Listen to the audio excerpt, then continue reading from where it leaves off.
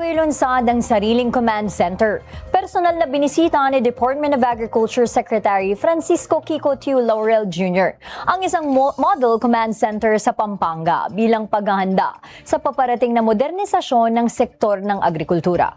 Narito ang buong detalye.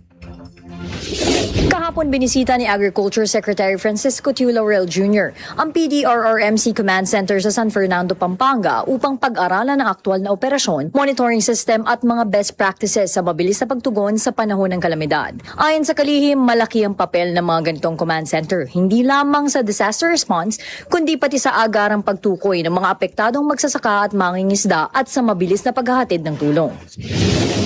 Napaka-importante yung aming bisita dahil yung command center ng DA ay tapos na at kailangan na namin lagyan ng data para magamit for proper decision making at pabilis ang serbisyo ng Department of Agriculture sa utos na ito ng ating Pangulo. Ang pagbisitang ito ay bahagi ng paghahanda ng DA sa paparating na paglulunsad ng sarili nitong command center na gagamit ng real-time data at artificial intelligence para sa pagpaplano at pamamahala ng sektor ng agrikultura.